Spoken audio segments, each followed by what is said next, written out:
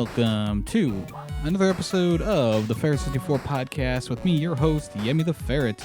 Ferret 64 is, of course, the one-stop shop for video game news, occurrences, first impressions, and so much more.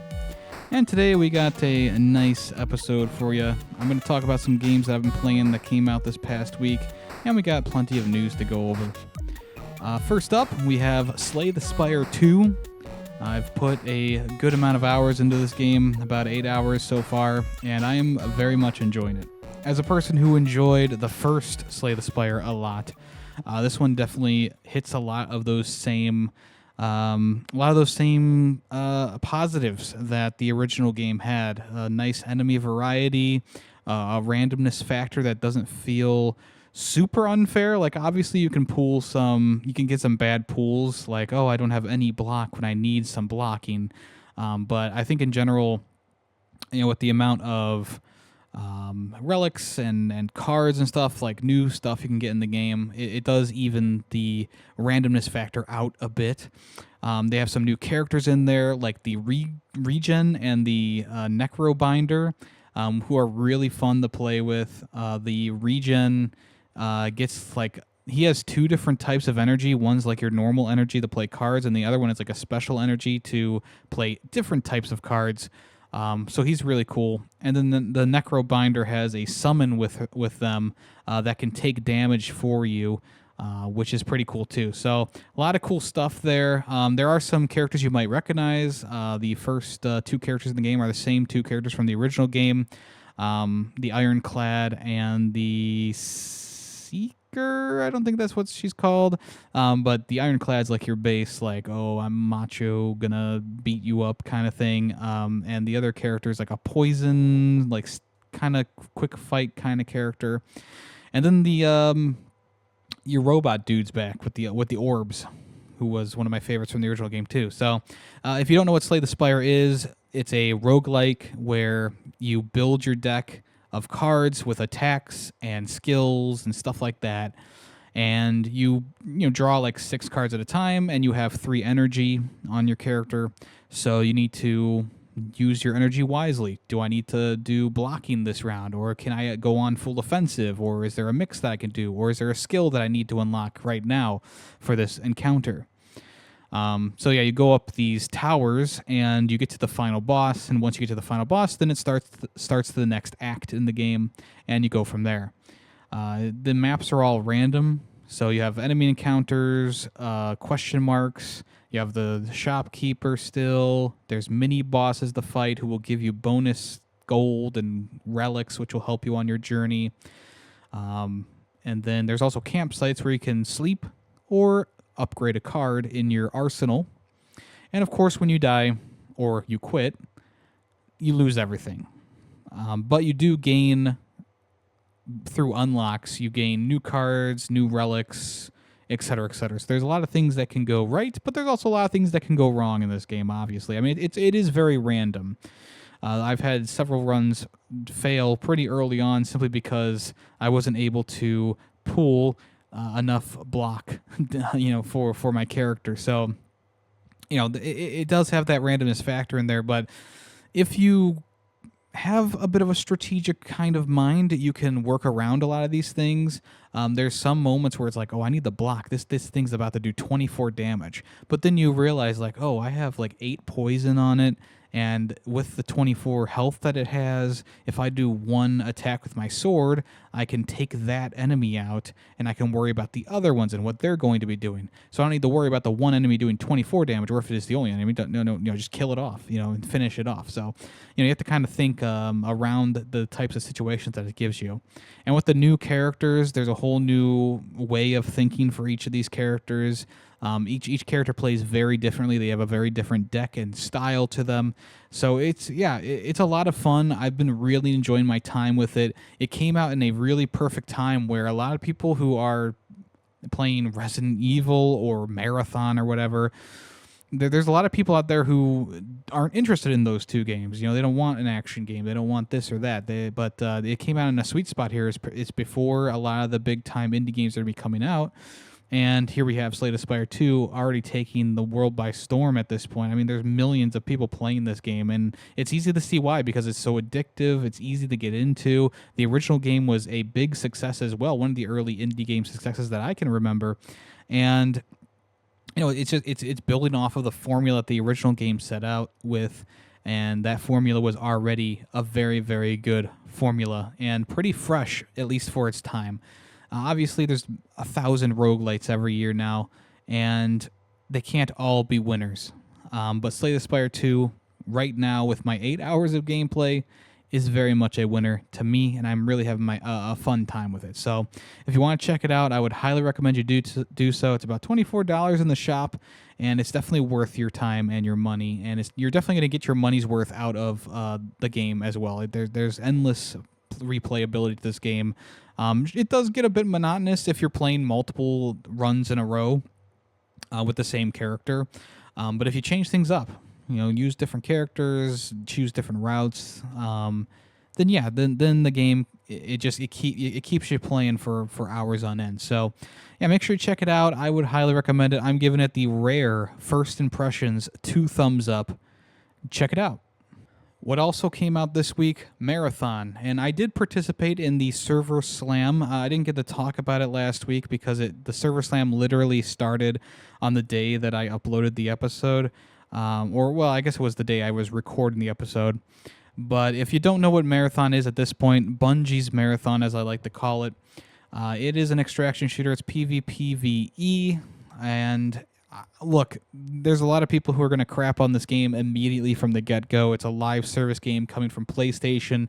The last time PlayStation did a live service game, it was canned in 2 weeks.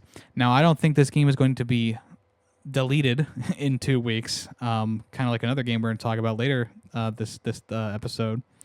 I don't think that's going to happen, because I think Bungie knows what they're doing with gameplay, and if a game has good gameplay, then a lot of times it'll survive a lot longer than you're expecting it to. But Marathon, it's coming into a market where live service games and extraction shooters are getting pretty popular. Arc Raiders, of course, one of them, extraction shooter that was very popular last year and into this year. And it's hard to beat out these established games with something completely off the wall and new, but from a studio that has had high quality games. I mean, when Destiny 1 came out, that was a high quality game. Obviously, through updates, it went up and down in quality, but I think the original Destiny stayed at a pretty solid quality throughout. And you can say the same thing about the Halo games that Bungie worked on, I think they worked all the way through ODST and Reach. And yeah, I mean, those games stand the test of time. They're very, very good, and the gunplay is very solid. Marathon continues that string of Bungie success in the gameplay department by having a really unique and fun environment to kill things in. And the gunplay feels super, super solid. I've been enjoying my time just killing AI enemies. The unfortunate thing is that, one, there's no single-player mode to this game, which I feel like with the world that they created here, this Marathon world that has... everyone's robotic, and our genetic code is like ones and zeros, and there's like some sort of virus or whatever that's infecting, and blah blah blah. It's a really cool premise. It is so freaking cool, and the atmosphere is there, the landscape, the sci-fi elements are all high points for this game, and yet there's no real story to the game. Like there is a story, much like there's a story in Arc Raiders, but it's not a priority in the game. Like, yeah, there's a marker on your map, and you go to that marker and you press the button and it completes the objective, or there's a challenge for you to do, destroy 7 enemies in this specific area. Like, yeah, there are those types of things, but much like Arc Raiders, those objectives are just superfluous. They give you some bonuses, some rewards, and they pat you on the head and say, "Hey, here's another one. Go do this one. Go press X, or go touch this button over here." So yeah, it's one of those things where I'm enjoying the game. I do enjoy the gameplay. The PvP element I could care less about because the AI enemies in the game, the E part of PvPe, can actually be a bit tough. It's one of these games where I wasn't expecting the enemies to be this difficult, especially when they start swarming you and there's different versions of the enemies coming after you. It can get pretty dicey. I mean, the basic bot enemies, I mean, they take a couple rounds to take down, but they're nothing too crazy. They charge at you and they shoot you, and sometimes they throw a grenade. But then there's some enemies with shields who can block damage. There's some enemies who go invisible, and you can't really see them. There's some enemies who fly around and they summon in more enemies. Like, obviously these are things that you kind of can already know from other extraction shooters, but at the same time, it's a very unique setting, and the graphical style and the art style for this game is a very unique setting.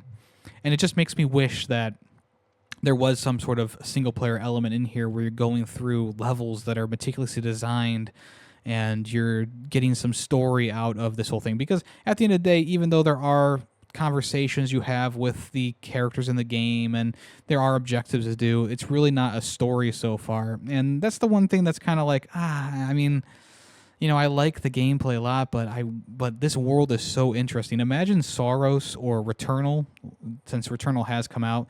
Imagine Returnal with none of the story elements and just the roguelike mode. Like there's no story element in it at all. It's just roguelite. And maybe every time you go into the world, there's like a marker where you go and you collect something or you press a button and then that's it. With some text dialogue or a conversation with a character in the main menu. Like, it loses a lot of what makes it a fully rounded product. And Marathon, even though it's mostly rounded, it's not fully rounded. Let's be honest there. So, even though I'm enjoying it, I haven't played nearly as much of it as Slay the Spire, obviously. I did enjoy the couple runs that I did. I didn't die, which was different. Like during the server slam, I died like 3 times in a row. But I haven't died yet in the full release, which is good. Cross my fingers that I don't die the next time I join in. But I also haven't really run into too many players in the game. It's weird. It's almost like they have like a limited number of people on the map. I feel like it's a really low number. The first like area, I think there's like 6 or 7 people who spawn on the map. Like I haven't looked into it, so don't take this as fact. But I feel like there's a really low number of people on any given map. And because of that, you don't really have those interactions that you do with people in Arc Raiders or The Division or put in any other extraction shooter here. So the game, like that isolation feeling going against an oppressive AI enemy is cool. It is cool, but also at the same time, like if this is a PvPvE, I feel like there should be more people around to actually possibly work with or work against. And it seems like this game, the PvP is very strong PvP. It's like you're not going to be helping someone out of a pickle like in Arc Raiders. You're going to be, either shooting them in the back or going fisticuffs with them on the map. So that makes for a lot of probably angry voice messages that people might get. You get shot in the back a couple times and you're practically dead, especially if you find someone early on before they have upgrades for their suit and stuff like that. But I mean that's the name of the game. That's the name of the game, really. So at the end of the day, I can't recommend this one. If you do like extraction shooters, I mean, just go with Arc Raiders. I don't know how else to say this nicely. Just go with Arc Raiders. Go with something that's already established. I think this game has potential to make a dent in the extraction shooter world, in the PvP world, but it has a lot of the same problems that Highguard has, where it's just the one mode.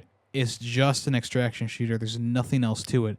And you could say the same thing about Arc Raiders. Sure, it's just an extraction shooter. But the depth and the ease of getting into arc raiders outweighs the difficulty scaling and odd UI menus and just overcomplicated descriptions of items and stuff like that. Like, all I want to know is, do I need the item that I just picked up? And it gives you like a paragraph of like, here's what this item is, and it's like, I don't have time to read this while I'm in the middle of the map. I don't have time to like see. I just pick everything up and just hope that something in my inventory is worth something, so I can actually get some better equipment. So yeah, I can't like fully recommend this one. I'm giving this one like a sideways thumb. I think that it has the ability to go to a thumbs up, but within my first hour of gameplay, it hasn't like super captivated me. Like the world and the world building has captivated me. Like there's a lot of cool visuals here. I think the graphics are stellar. Like the design and look of the game is stellar. But there's not much else that's really pulling me in right now. Like there's not like a fun story going on. There's not a lot of depth to the areas you go to. It's got a cluttered UI system and stuff like that. So there's a couple things that I think need to be ironed out with the game. But once that happens, then boom, we're golden. We're good to go. Yeah, I mean, I do hope that this is not another like, oh, it's available for a couple weeks and then you get refunds for it. I really hope not, because I think that it can grow into something. It certainly can. And I think when they do their first sale for the game, I think they'll get a nice boost of people. That's my prediction. I think they're going to get a nice boost of people on multiple platforms with their first sale, and then they can really start pumping in time to it. So, yeah, do I think it's going to last as long as Destiny? I don't think so. But also at the same time, I would like to see it succeed. But there's a lot of people out there who don't want to see this succeed, so you can't win either way. Speaking of games that people do not want to see succeed, Highguard is officially shutting down permanently on March 12th. Players were not notified that they would be refunded for skins and things that they bought inside the game. So I would be expecting them to not get their money back for that stuff because it has not been talked about yet. But this comes after last week there was a lot of stuff being talked about inside of Highguard with layoffs, the website being down, Tencent pulling funding, and now even Jeff Cayley, he's gone, he's done. He posted the announcement. And that was it. He admitted defeat, I guess. There's a lot to say about Highguard in terms of why it failed or why it didn't succeed. And personally, I know I meme on it a lot. I don't think Jeff Cayley is to blame for this. I think that it was a gamble to put this at the end of the Game Awards, and it definitely was maybe not the best idea to have this new IP that is being made by a smaller studio, but it's being funded by a Tencent. Look, when you do all of that stuff, it really, I personally like, because there was a big publisher behind this game. Like, it doesn't. It just feels a bit more shady to hide all those things from the player. So, obviously with this stuff coming out, people are going to be kind of upset. And I think the most upsetting thing is the fact that, like, damn, they didn't even get a chance to try and improve this game in any meaningful way. Like, they did do improvements with it. I praised them last week for their latest update, which added, the 5v5 and some new maps and some new stuff in there. And I thought it was like, yeah, that's actually a good step forward. Like, we are going 2 steps forward here, no steps back. But unfortunately, the game lost any semblance of a player base pretty early on. I believe when I last checked, the player count was at like 172, which, a couple weeks after, or I guess a month after launch, that's just sad, really. And you kind of figured that this was going to happen, but you were hoping, like, yeah, they would be able to start really improving the game and getting people back But I think because of the fact that they launched it in the way that they did, with the slot that they did, with the like hardly any fanfare as well. Like, yeah, the day that the game was going to be released, you upload 30 videos of lore and context and what the game actually is. Like, that's not going to look good to anyone either. And of course, people are going to play the game because, it's like, well, yeah, I mean, it's like, Jeff Keighley showed it off, and like, I think that because it was free to play too, like the player base ballooned at the start because people wanted to see, is it really that bad? Is it really as bad as people say? And a lot of people played I think a lot of people played the tutorial and shut it off. And I understand why, because that tutorial is pretty bad. Like, it's not a great tutorial. But I think if more people actually played a couple rounds of the game, it might have clicked with a couple more people. I don't think it's going to be anything that saves the game. It probably would have clicked with a couple of extra people here and there.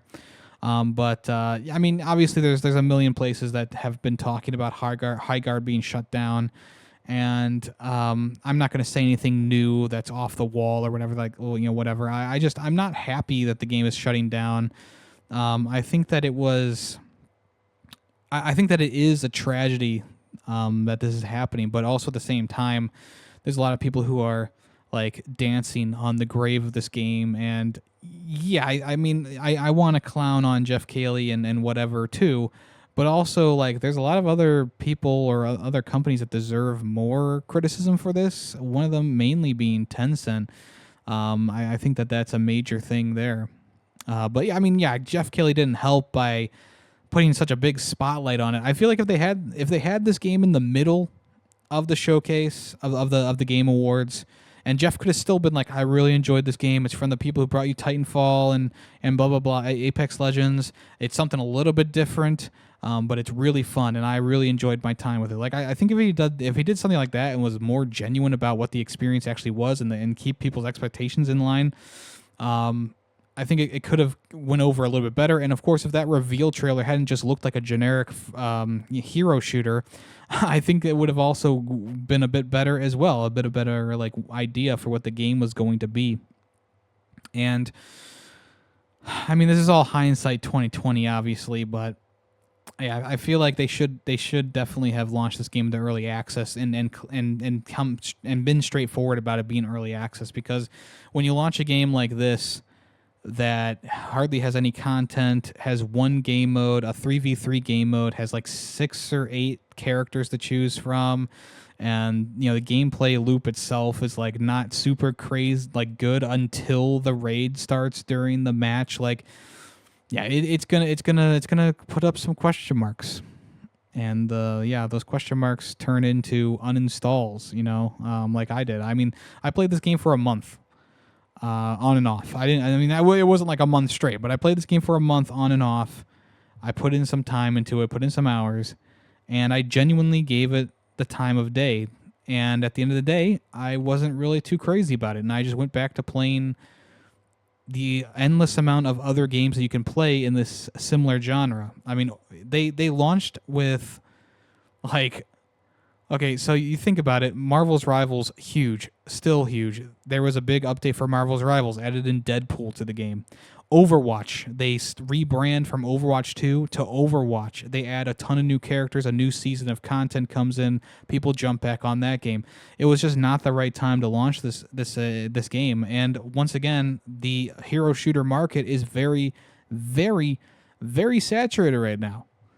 And to try and break into that market with an IP, a brand new IP, yes, you have the pedigree behind it, but it's a brand new IP. It's unclear of what exactly the game is. There's mounts and there's whatever. So people are, I was personally like, oh yeah, it looks like Paladins. It looks like Paladins. You have a mount, you go into the match, you fight for an objective, and you leave, because that's what you saw in that original trailer. Obviously, the game was a little bit different. But at the end of the day, at its core, it was a hero shooter. A little bit different, but it certainly was not a new breed of shooter. All right, Xbox has announced the new Project Helix, which will be able to play Xbox and PC games. This comes straight from the new Xbox boss Asha Sharma, who on Twitter said, "Great start to the morning with Team Xbox, where we talked about our commitment to the return of Xbox, including Project Helix, the code name for our next generation console. Project Helix will lead in performance and play your Xbox and PC games. Looking forward to chatting about this more with partners and studios at my first GDC next week." So if you don't recall, the original name for the Xbox Series X was Project Scarlet. So now we have Project Helix. And if you don't know, the helix is the shape of DNA. So maybe that has something to do with it, huh? But yeah, a lot of people are expecting this to have like a Steam operating system type thing going on. Or maybe there's like a Windows mode and you can minimize the Xbox launcher and boot up Epic Games or Steam or whatever.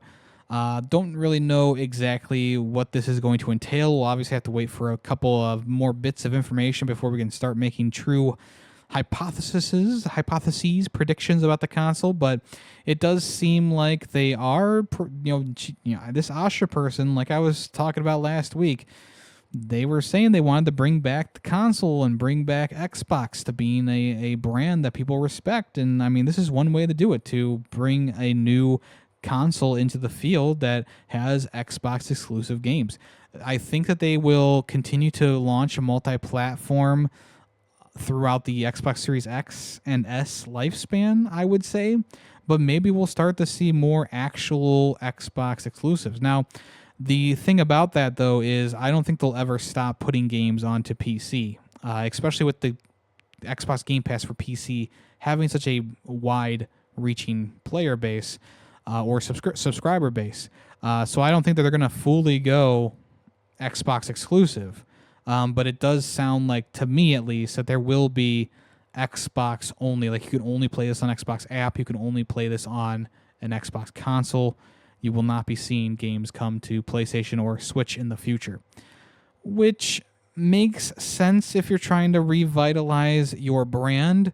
But I think at this point, the damage was pretty well done long before they decide to do any of this stuff. Like, I feel like ever since the Xbox One, people have kind of been like, yeah, Xbox, that's like third place at all times in the console race.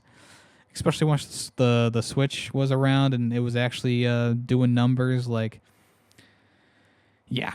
Do I think that Project Helix is going to save Xbox? No. But it will be interesting. It will be interesting to see what they decide to do with this. And with the launch of the Steam machine coming either this year or next year, it'll be interesting to see how closely related those two consoles are. So there you go. Also in Microsoft news, Microsoft has submitted a patent to the patent office. This was in 2024, but it's coming out now. That they submitted a patent to have AI and or other Xbox players help control your games, play your games for you, get you through a section. This is going to be, or this could be very weird. PlayStation also submitted a patent I think around the same time, 2024, but it came out more recently, about an AI helping you as well. So it looks like they're both on the same relative page here. But the idea is, with this infographic here, I kind of like this, where someone who, let's say you press like a button on your controller, or there's an option in your options menu on Xbox, like I need help. And essentially what Xbox would do is maybe the AI searches for someone who is willing to help you, this lucky 7, whoever that is, and there's their rating of how good they are at helping people, right? And then there's a button over here that says Lucky 7 is available to take over your game and transfer control over the Lucky 7. You would say yes or no. So I would hope that that the person can only take control of the game, not your entire console. I'm sure there'd be some refining there. At the same time, it doesn't have anything here for the AI helper, but it could be kind of the same thing as PlayStation's idea, where it's like, the AI will take your character and essentially move you to the spot where you need to be to finish the level. Either way, I mean, look, accessibility is great.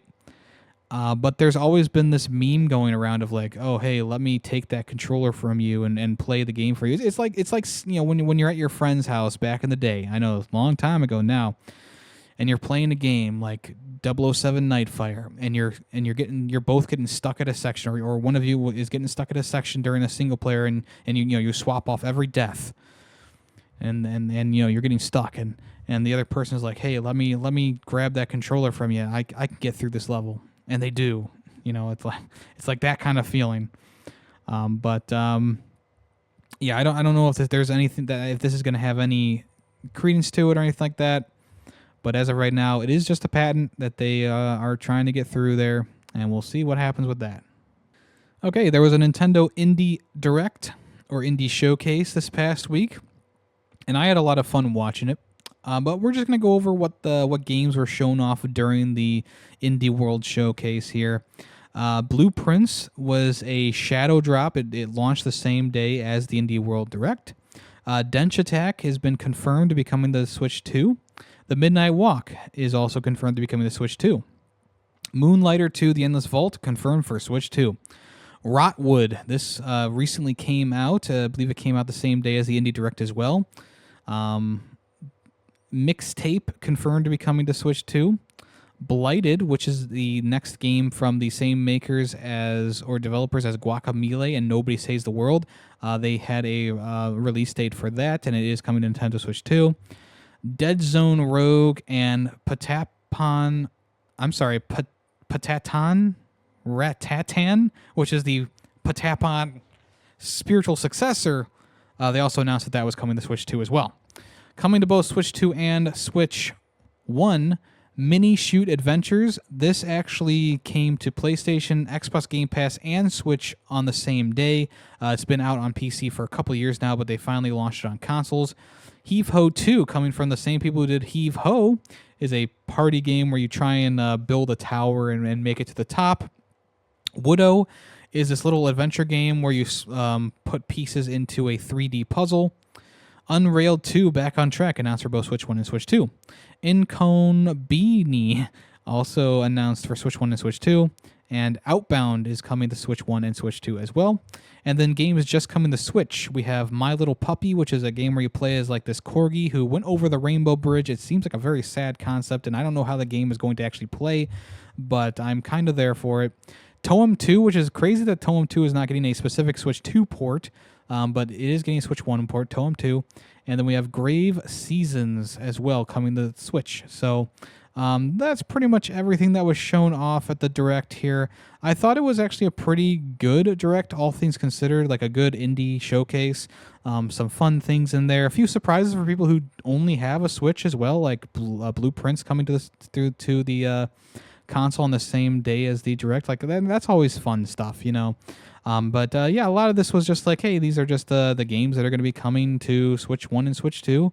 And they're indie developers, and I think that these indie directs are great. They always have something fun inside of them. Maybe not something for everyone, but there's always something cool inside of these indie directs. And this one had a lot of cool things. I downloaded that mini shoot game on Xbox Game Pass because of the indie direct, and I'm interested in a couple of these games. Some of them were already announced at other showcases, but there's a couple of things that look really fun, and I'm sure they'll be pretty nice. Okay, Ubisoft has finally officially confirmed Assassin's Creed 4 Black Flag is getting a remake called Resynced. There was a big post on X about the Assassin's Creed series and where they're going to be going forward with it. It's like Assassin's Creed Shadows getting a couple more updates before it ends its cycle. They also talked about Assassin's Creed Hex or Hexe, talking about how that's going to be a more grounded, not grounded, but a more tight-knit narrative experience. So that could be kind of cool. But yeah, I mean, the main thing here was Black Flag was announced that it was going to be getting its resynced here, its remake. But yeah, other than that, there wasn't much else talked about here. But that's the big thing there. Everyone's been waiting for them to officially announce this, and there's been plenty of speculation circling around So it's like it's about time. That's all I'm saying. It's about time that you finally officially announced that. Speaking of remakes, Star Wars Knights of the Old Republic remake still exists and is still in development. The year is 2026, and we're getting the same information about Knights of the Old Republic. I believe they said the same thing last year and the year before that. They said, yep, it's still in development. We promise. So, yeah, this game first had its debut trailer in 2021, which they didn't show anything about it at all other than, I think that's Darth Raven, right, who is the main character or the main Sith in that game. But, yeah, essentially they just came out on, I think it was IGN, a recent interview with IGN, and Tim Willits said, yes, it's still in development. That's all I can say. So, there's your yearly update on Knights of the Old Republic. All right, Gang of Dragon is hitting some troubled water, not hot water, troubled water. Funding for the game has been cut by its funder, which was NetEase. I guess the finishing the game was going to require about $44 million, and NetEase said, no thanks, and walked away. This game had a really cool trailer during, I think it was the Game Awards, right? But this is coming from the same guy who worked on Yakuza, Toshihiro Nagaoshi, and it starred a very famous actor from various movies. But the trailer looked good. I mean, obviously it's very Yakuza coded because it's coming from the guy who made Yakuza. But it has like that flair of something like Hard Boiled, or think of like those Hong Kong action flicks, right? And I just remember this trailer just being so fun. I was just like hoping that the game was going to be a little bit more like this, where it's definitely very action based, but it could be a little bit less like Yakuza, where it's a lot of hand fighting and stuff like that, and getting some new weapons in there that I can actually use and work with. But unfortunately, NetEase has pulled its funding from the game, so that means that it might not see the light of day. I believe also layoffs, of course, hit the studio because funding was cut. So very unfortunate there, and I'm hoping that someone else steps in to fund the game, because I think it's very promising, and it's not very often that you see these big-time industry leaders just get slapped in the face like this. So, yeah, we'll see what happens with this in the future. All right, Sony has decided that's going to stop putting single-player PC ports out there, so you won't be seeing anything like Ghost of Yotei or Marvel's Wolverine or Soros. Those games are not going to be coming to PC, which is very strange. It feels very backwards to not put these games out on PC. And this is probably to strengthen the PlayStation brand or some bullshit. I think that the way they've been doing it has been fine. I mean, you release a game, and then like 2 years later, the PC port comes out. Like Spider-Man 2, its PC port came out like the end of last year, right? And you think about like how long it took God of War and God of War Ragnarok and Spider-Man and Returnal and all these games to come over the PC. It takes like a year or two for them to get these PC ports out. And I think that's perfectly fine. The people who own PlayStation, they buy the game right away because they're PlayStation fans, and they most likely are willing to play it on PlayStation, to play it a year early. And anyone else waiting to play it on PC, they wait to play it on PC, and that's pretty much it. I don't understand. I guess I understand the reasoning, but I don't agree with the reasoning behind this. It just doesn't make a lot of sense to me to essentially be like, no, we don't want the extra money. Now, of course, it's not like PlayStation games sell incredibly well on Steam. I think the best-selling game on Steam that PlayStation has put out is Spider-Man, Marvel's Spider-Man. So I maybe they're they're weighing the pros and cons. Like, okay, so we put these PC games out, but they don't really sell, or we have to put them on sale, and then they sell for a lower price, and we're not making our money back from the development costs for making a PC port. And it's like, okay, I understand that reasoning, but also at the same time, like, no matter what, like having more eyeballs on a game or on a series is going to work wonders. Now, this could be because Helldivers 2 sold so well on the PC. I mean, it definitely like crushed the numbers. I think it sold actually better on PC than it did on consoles. And I think PlayStation goes, oh, it's a multiplayer game, so let's just put our multiplayer games onto the PC.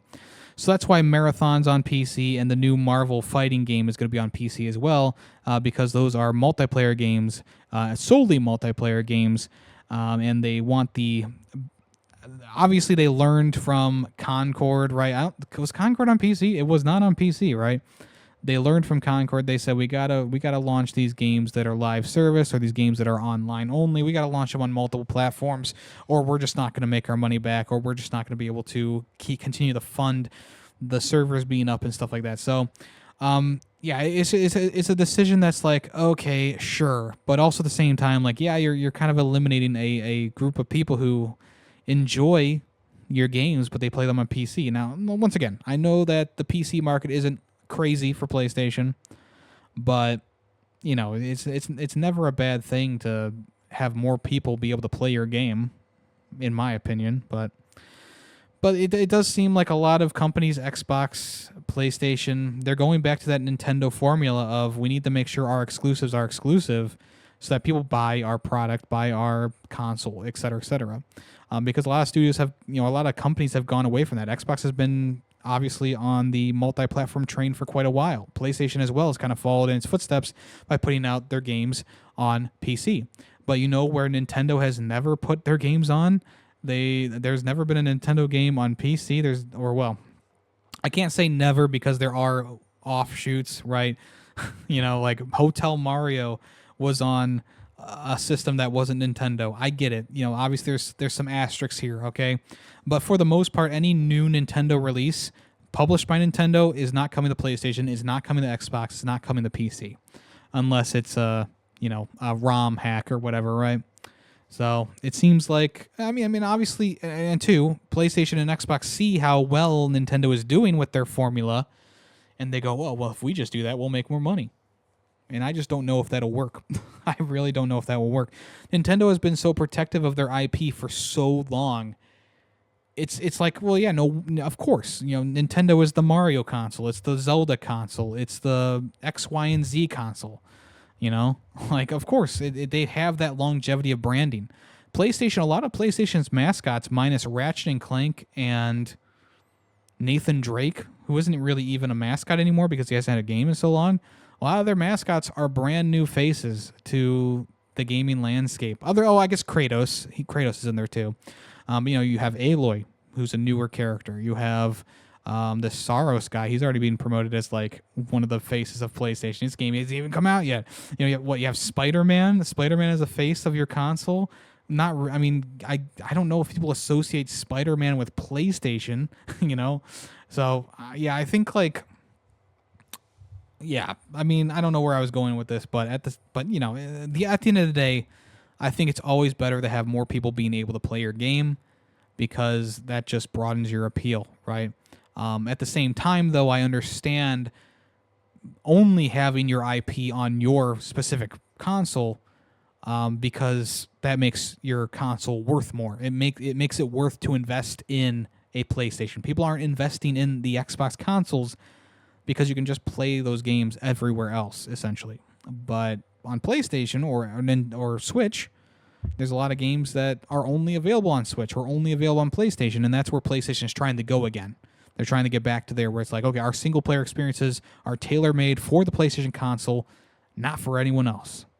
And, of course, right after canceling their PC ports for Ghost of Yotei and whatever else, they said, hey, come buy our PC-ready controller that comes with a USB cable to connect to your PC or has Bluetooth capability built in that'll work with a computer Bluetooth system.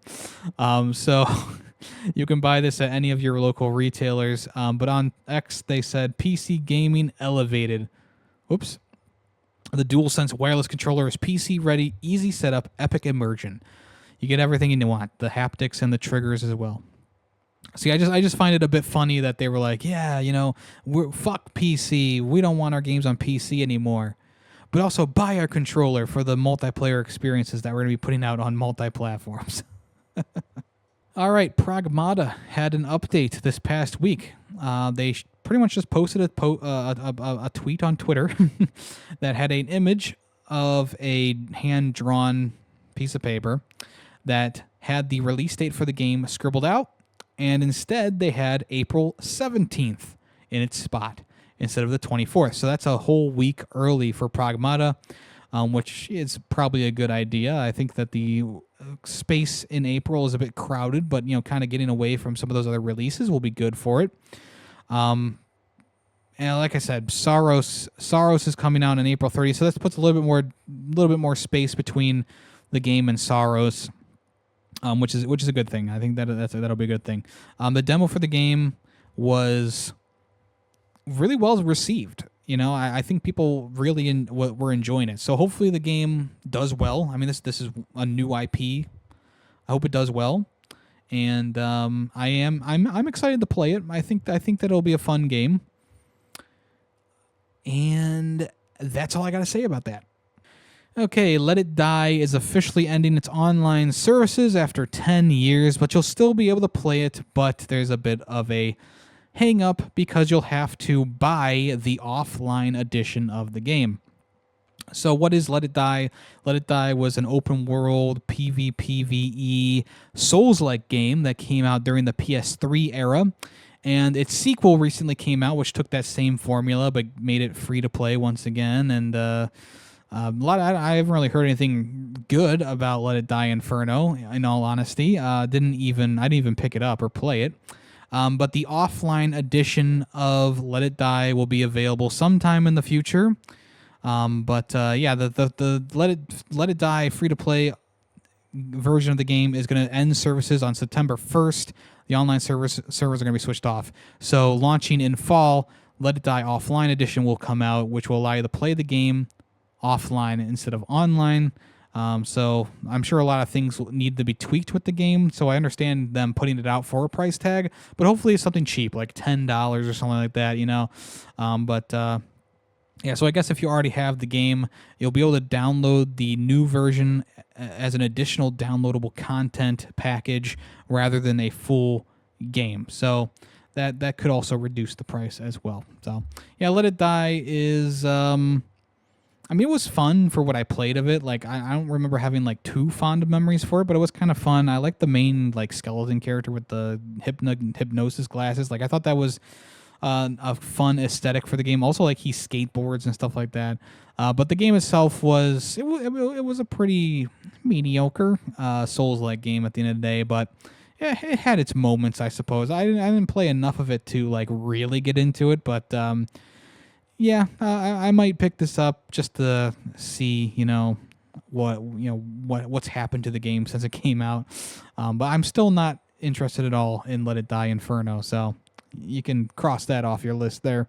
And finally for today, we're getting some more Nintendo Switch Online Virtual Boy games and one more Game Boy Advance game.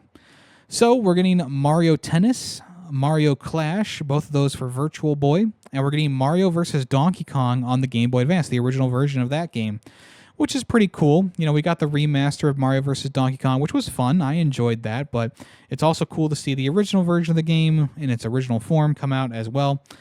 These are going to launch on Mario Day, March 10th. I was wondering why they left the Mario games off of the Virtual Boy service, and this is obviously why, because they wanted to release them on Mario Day. Kind of seems like a dumb thing to do. Like, why don't we just put all our eggs in the same basket and release all the top games from the Virtual Boy at the same time? But I digress. They wanted to save it for Mario Day, which I guess makes a little bit of sense, I guess. I still haven't gotten around to playing the Virtual Boy. But I might try out the original version of Mario vs. Donkey Kong. I remember playing that back in the day on my Game Boy Advance SP. I had an SP. A good slot of games. and not too bad at all. Not too shabby of a collection there. So, all right, that is going to do it for me today, folks. I hope you enjoyed. I know there's a lot more games that I've been playing and stuff like that, but I just don't have the energy to do it right now. But I will be back as often as I can right now until my schedule gets a bit more stable. I'm going to try and stream a little bit more this coming week here. Yeah, we'll just keep an eye out in the Discord and stuff like that. There's last minute updates and last minute type streams and stuff like that. I just don't really have a solid schedule right now, but I'm going to try and get back on some sort of schedule with in March here, and then hopefully by the time that mid-April rolls around, we'll be back in full form. So yeah, I will see you guys in the next episode or on the next stream. I am Yemmy the Ferret, and I'm out of here. I'll talk to you later. So long.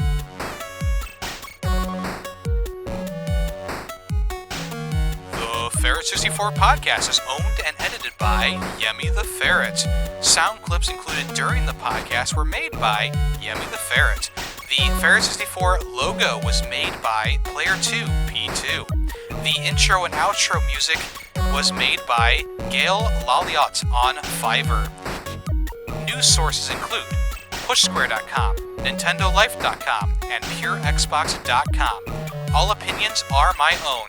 Thank you for listening.